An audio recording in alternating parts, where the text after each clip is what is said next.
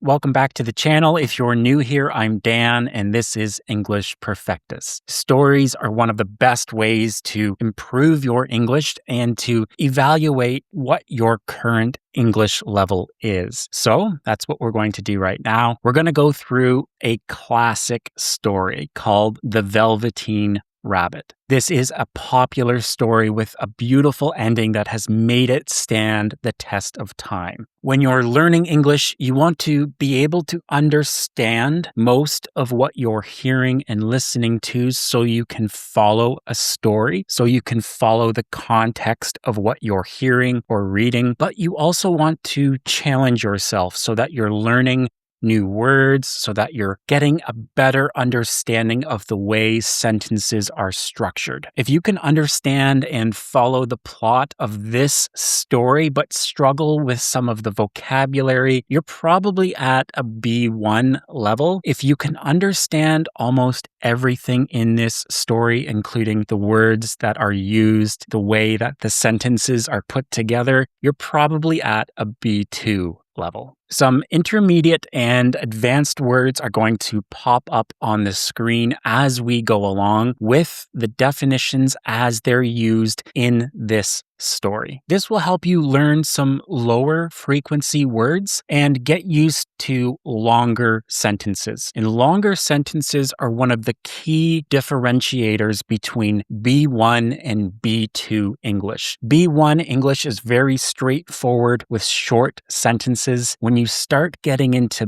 B2 level, you start seeing more complex and longer sentences. And this story is going to be a really great help if that's what you want to learn and get used to. This story explores themes like self-acceptance, inner beauty, and unconditional love. I have a challenge for you. I want you to put the first word that's new to you in the comments. I'm really interested to see what words you're learning and what words are new to you. If you find this video helpful, please give it a thumbs up. It means a lot to me and a lot to the channel. And subscribe if you'd like to see future videos like this one where we read a story together to help you improve your English. Without further ado, let's get into the story. The Velveteen Rabbit by Marjorie Williams. There was once a velveteen rabbit, and in the beginning he was really splendid. He was fat and bunchy, as a rabbit should be. His coat was spotted brown and white. He had real thread whiskers, and his ears were lined with pink sateen. On Christmas morning, when he sat wedged in the top of the boy's stocking, with a sprig of holly between his paws, the effect was charming.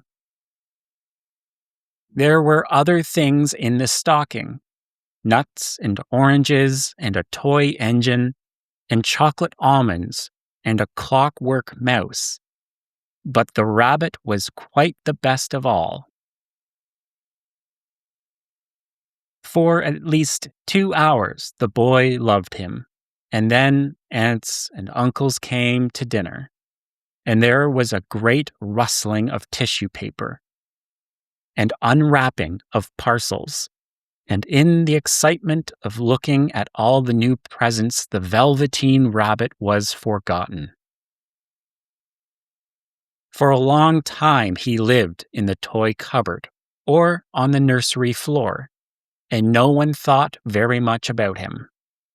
He was naturally shy, and being only made of velveteen, some of the more expensive toys quite snubbed him. The mechanical toys were very superior and looked down upon everyone else. They were full of modern ideas and pretended they were real. The model boat, who had lived through 2 seasons and lost most of his paint, caught the tone from them and never missed an opportunity of referring to his rigging in technical terms. The rabbit could not claim to be a model of anything, for he didn't know that real rabbits existed. He thought they were all stuffed with sawdust like himself, and he understood that sawdust was quite out of date and should never be mentioned in modern circles. Even Timothy, the jointed wooden lion, was made by the disabled soldiers and should have had broader views, put on airs, and pretended he was connected with government. Between them all, the poor little rabbit was made to feel himself very insignificant and commonplace, and the only person who was kind to him at all was the skin horse. The skin horse had lived longer in the nursery than any of the others. He was so old that his brown coat was bald in patches and showed the seams underneath. And most of the hairs in his tail had been pulled out to string bead necklaces. He was wise, for he had seen a long succession of mechanical toys arrive to boast and swagger, and by break their mainsprings and pass away. And he knew that they were only toys and would never turn into anything else. For nursery magic is very strange and wonderful, and only those playthings that are old and wise and experienced, like the skin horse, understand all about it. "What is real?" asked the rabbit one day, when they were lying side by side near the nursery fender, before Nana came to tidy the room. "Does it mean having things that buzz inside you and a stick-out handle?" "Real isn't how you are made," said the skin horse. "It's a thing that happens to you. When a child loves you for a long, long time, not just to play with, but really loves you, then you become real." "Does it hurt?" asked the rabbit.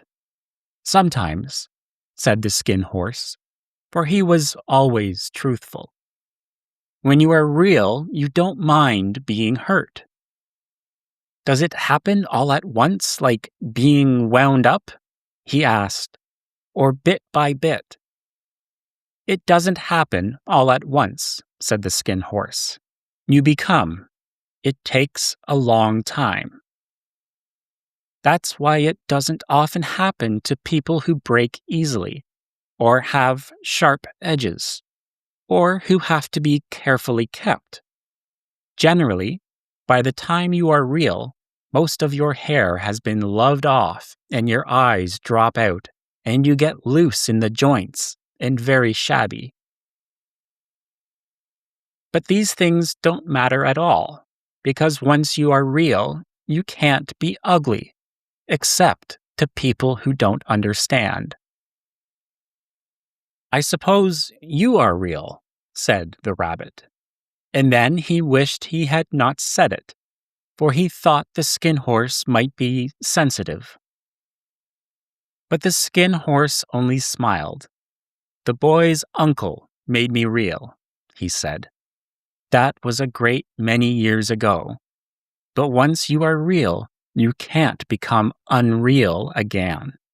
It lasts for always." The rabbit sighed. He thought it would be a long time before this magic called real happened to him. He longed to become real, to know what it felt like, and yet the idea of growing shabby and losing his eyes and whiskers was rather sad. He wished that he could become it without these uncomfortable things happening to him. There was a person called Nana who ruled the nursery. Sometimes she took no notice of the playthings lying about, and sometimes, for no reason whatever. She went swooping about like a great wind and hustled them away in cupboards. She called this tidying up. And the playthings all hated it, especially the tin ones. The rabbit didn't mind it so much, for wherever he was thrown, he came down soft. One evening, when the boy was going to bed, he couldn't find the china dog that always slept with him. Nana was in a hurry, and it was too much trouble to hunt for china dogs at bedtime, so she simply looked about her. And seeing that the toy cupboard door stood open, she made a swoop. "Here," she said, "take your old bunny. He'll do to sleep with you." And she dragged the rabbit out by one ear and put him into the boy's arms. That night, and for many nights after, the Velveteen Rabbit slept in the boy's bed. At first, he found it rather uncomfortable, for the boy hugged him very tight, and sometimes he rolled over on him. And sometimes he pushed him so far under the pillow that the rabbit could scarcely breathe. And he missed, too, those long moonlight hours in the nursery, when all the house was silent and his talks with the skin horse. But very soon he grew to like it, for the boy used to talk to him and made nice tunnels for him under the bedclothes that he said were like the burrows the real rabbits lived in. And they had splendid games together, in whispers, when Nana had gone away to her supper and left the nightlight burning on the mantelpiece. And when the boy dropped off to sleep, the rabbit would snuggle down close under his little warm chin and dream, with the boy's hands clasped close round him all night long. And so time went on, and the little rabbit was very happy, so happy that he never noticed how his beautiful velveteen fur was getting shabbier and shabbier, and his tail coming unsewn, and all the pink rubbed off his nose where the boy had kissed him. Spring came, and they had long days in the garden, for wherever the boy went, the rabbit went too. He had rides in the wheelbarrow and picnics on the grass and lovely fairy huts built for him under the raspberry canes behind the flower border. And once, when the boy was called away suddenly to go out to tea, the rabbit was left out on the lawn until long after dusk. And Nana had to come and look for him with the candle because the boy couldn't go to sleep unless he was there. He was quite wet through with the dew and quite earthy from diving into the burrows the boy had made for him in the flower bed. And Nana grumbled as she rubbed him off with a corner of her apron. "You must have your old bunny," she said. "Fancy all that fuss for a toy." The boy sat up in bed and stretched out his hands. "Give me my bunny," he said. "You mustn't say that. He isn't a toy. He's real." When the little rabbit heard that, he was happy, for he knew that what the skin horse had said was true at last. The nursery magic had happened to him, and he was a toy no longer. He was real. The boy himself had said it.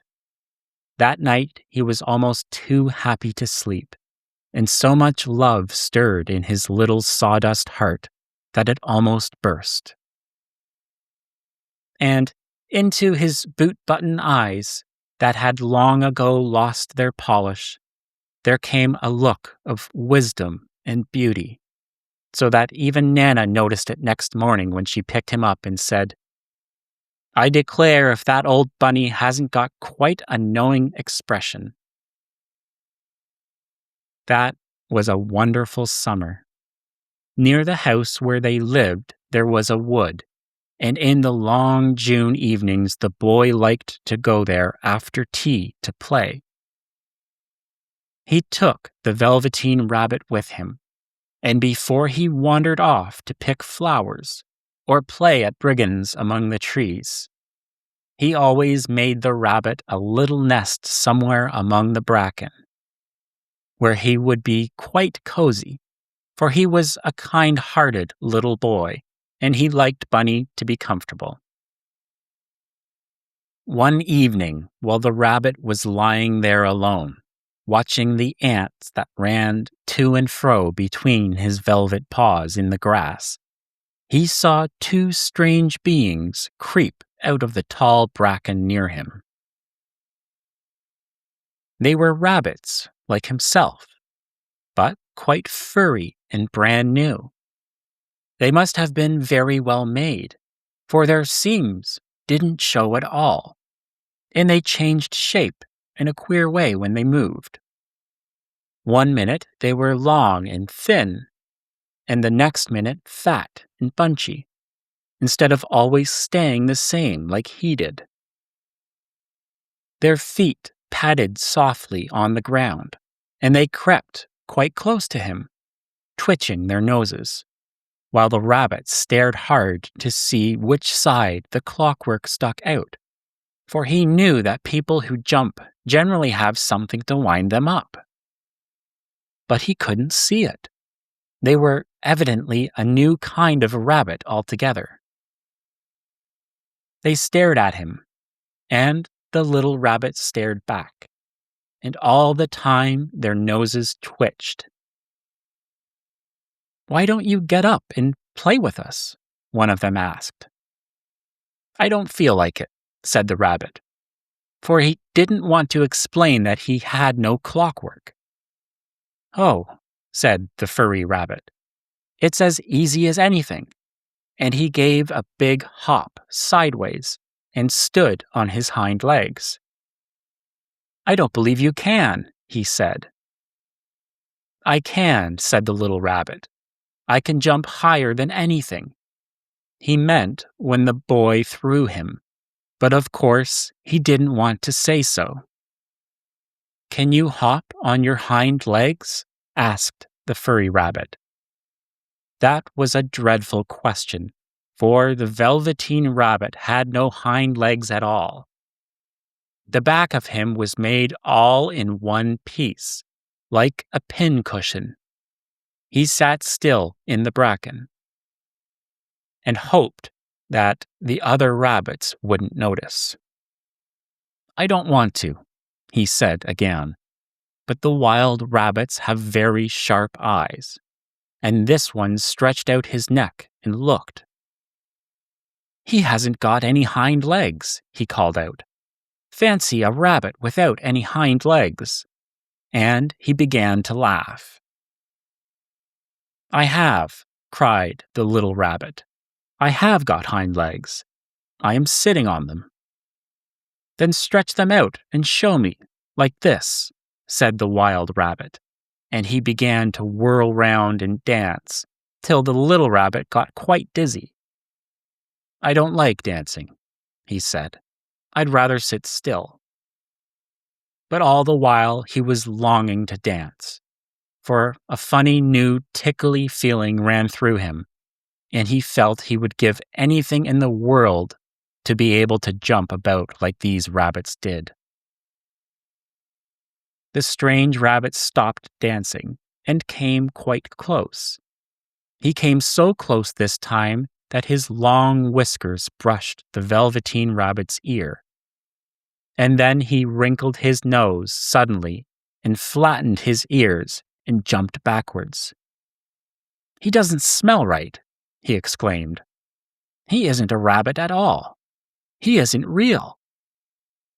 "I am real," said the little rabbit. "I am real. The boy said so." And he nearly began to cry. Just then there was a sound of footsteps, and the boy ran past, near them, and with a stamp of feet, and a flash of white tails, the two strange rabbits disappeared. "Come back and play with me," called the little rabbit. "Oh, do come back.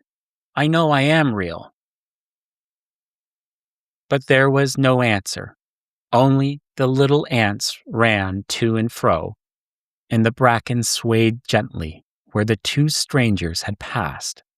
The Velveteen Rabbit was all alone. "Oh dear," he thought. "Why did they run away like that? Why couldn't they stop and talk to me?" For a long time he lay very still, watching the bracken, and hoping that they would come back, but they never returned. And presently the sun sank lower, and the little white moths fluttered out, and the boy came and carried him home.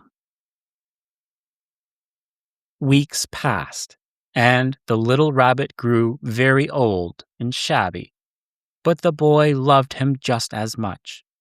He loved him so hard that he loved all his whiskers off, and the pink lying to his ears turned gray, and his brown spots faded. He even began to lose his shape, and he scarcely looked like a rabbit anymore, except to the boy. To him, he was always beautiful, and that was all that the little rabbit cared about. He didn't mind how he looked to other people, because the nursery magic had made him real. And when you are real, shabbiness doesn't matter. And then, one day, the boy was ill.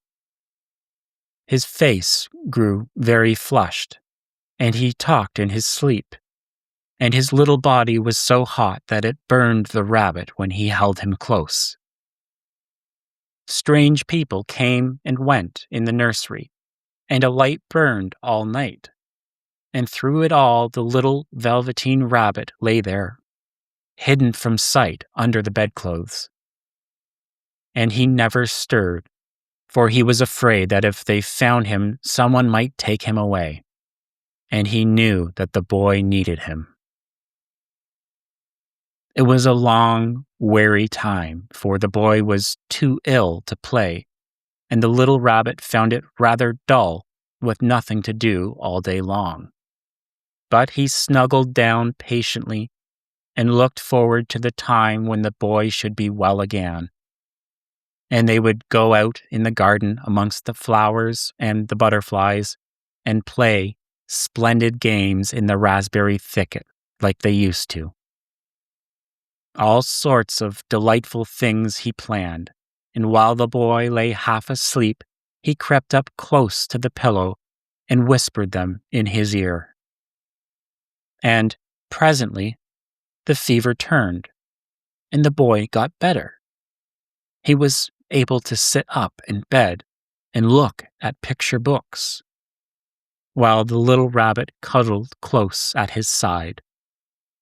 And one day, they let him get up and dress. It was a bright, sunny morning, and the windows stood wide open. They had carried the boy out onto the balcony, wrapped in a shawl, and the little rabbit lay tangled up among the bedclothes, thinking. The boy was going to the seaside tomorrow. Everything was arranged, and now it only remained to carry out the doctor's orders. They talked about it all, while the little rabbit lay under the bedclothes, with just his head peeping out, and listened. The room was to be disinfected, and all the books and toys that the boy had played with in the bed must be burnt. "Hurrah," thought the little rabbit. "Tomorrow we shall go to the seaside," for the boy had often talked of the seaside, and he wanted very much to see the big waves coming in and the tiny crabs and the sand castles. Just then, Nana caught sight of him. "How about this old bunny?" she asked. "That?" said the doctor. "Why, it's a mass of scarlet fever germs. Burn it at once." What? Nonsense. Get him a new one. He mustn't have that anymore. And so, the little rabbit was put into a sack with the old picture books and a lot of rubbish and carried out to the end of the garden behind the fowl house.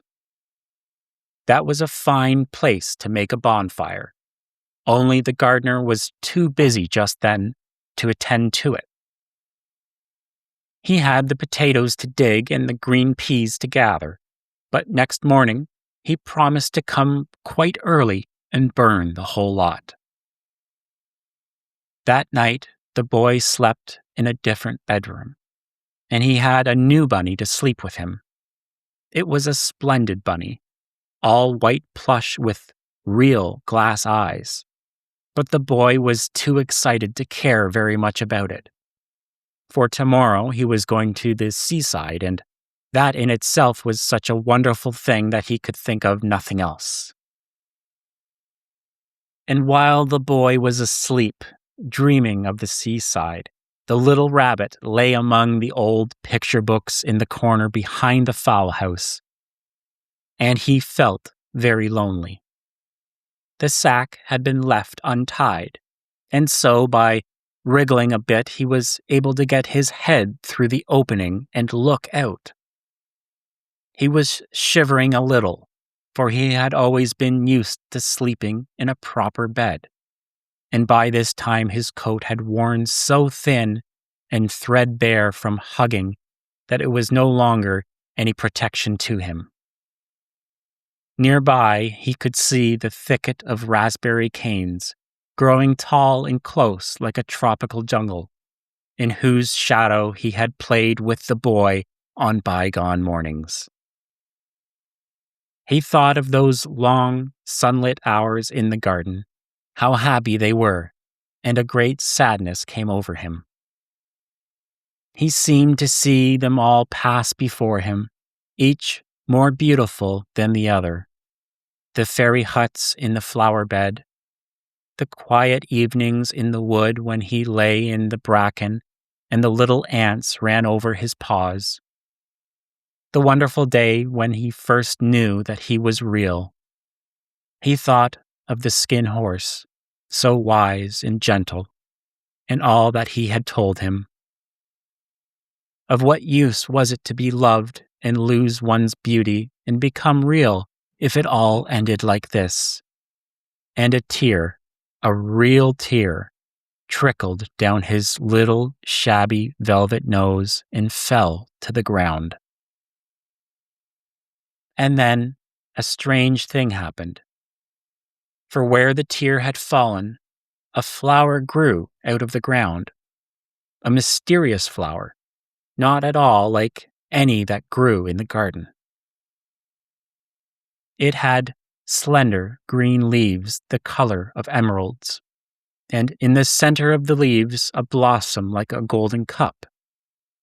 It was so beautiful that the little rabbit forgot to cry, and just lay there watching it.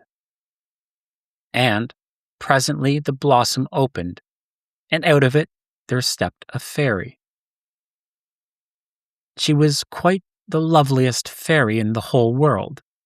Her dress was of pearl and dewdrops, and there were flowers round her neck and in her hair, and her face was like the most perfect flower of all. And she came close to the little rabbit and gathered him up in her arms and kissed him on his velveteen nose that was all damp from crying. "Little rabbit," she said, "don't you know who I am?" The rabbit looked up at her, and it seemed to him that he had seen her face before, but he couldn't think where. "I am the nursery magic fairy," she said. "I take care of all the playthings that the children have loved. When they are old and worn out and the children don't need them anymore, then I come and take them away with me and turn them into real." "Wasn't I real before?" asked the little rabbit. You were real to the boy, the fairy said, because he loved you. Now you shall be real to everyone. And she held the little rabbit close in her arms and flew with him into the wood. It was light now, for the moon had risen. All the forest was beautiful, and the fronds of the bracken shone like frosted silver. In the open glade between the tree trunks, the wild rabbits danced with their shadows on the velvet grass. But when they saw the fairy, they all stopped dancing and stood round in a ring to stare at her. "I've brought you a new playfellow," the fairy said. "You must be very kind to him and teach him all he needs to know in Rabbitland, for he is going to live with you forever and ever." And she kissed the little rabbit again and put him down on the grass. "Run and play, little rabbit," she said. But the little rabbit sat quite still for a moment and never moved. For when he saw all the wild rabbits dancing around him, he suddenly remembered about his hind legs, and he didn't want them to see that he was made all in one piece.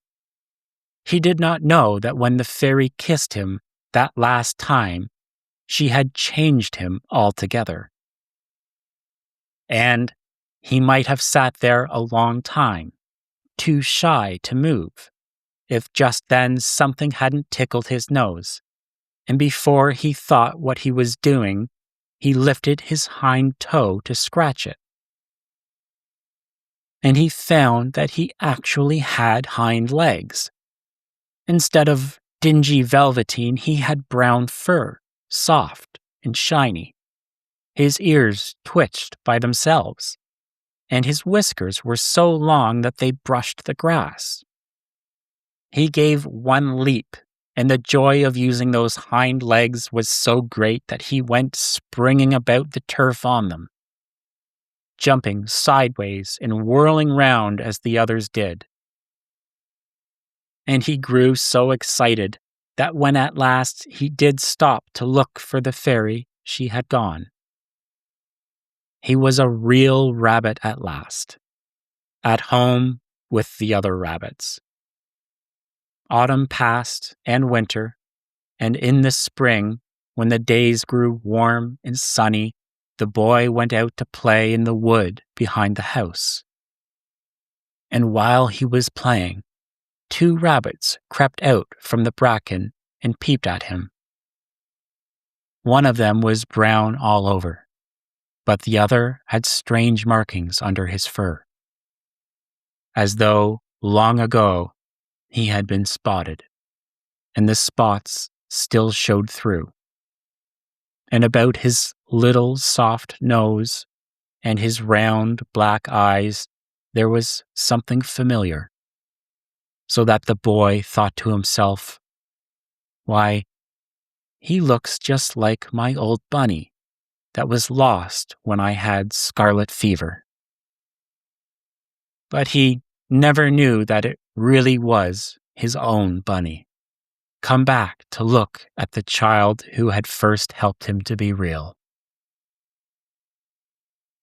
And that's the end of this wonderful classic story. I hope you've enjoyed this. If you did, please hit that thumbs up and subscribe to see our next video where we're going to continue to read a story together so you can improve your English.